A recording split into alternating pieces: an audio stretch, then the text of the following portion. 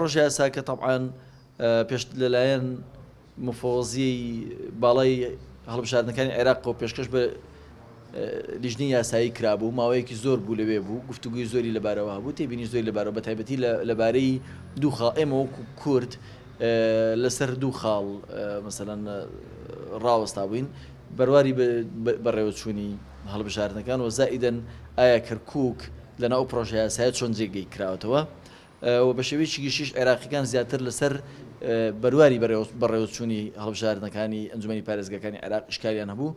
بەشێ لە هێزە سیاسەکان پێیان وابوو ئەو تەوقیتی کە دیاری کراوە لە 16 یانزەی 2019 کاتێکی گونجاوە بەشێکیان پێیان وابوو نەخێر زۆر زووە ئەبێ دوا بخرێتە ساڵی 2020ەوە بە تایبەتی مانگی 4 و ئەوانە بکرێ. ئێمە وەکو کەرکووک بەلامانەوە گرنگ بوو حاڵەتێکی جیاواز و ئیستثنایی نەدرێ بە کەرکووک لە سمنی لەگەڵ هەڵبژاردنەکانی ئەنجومەنی پارێزگاکانی تری عێراق بکرێ. ئەگەر لە پارێزگاکانی تری عێراق کرا هی کەرکووکیش بکرێ، ئەگەر هی ئەوان دوا خرا ئەو کاتێ ئێمە ئیشکالمان نابێ. وەکو کوردیش لە ڕووی بەروارەکەیەوە ئێمە وەکو یەکێتی نیشتیمانی کوردستان پێمان وابوو هەرچەندی زووتر بکرێ و هەڵبژاردنە باشترە. دیار بوو لە بەشێک لە هێزە سیاسەکانی کوردستان پێیان وابوو ئەو هەڵبژاردنە یان نابێ بکرێت لە کەرکووک و مووسڵ یانیش تا دەکرێت دوا بخرێ.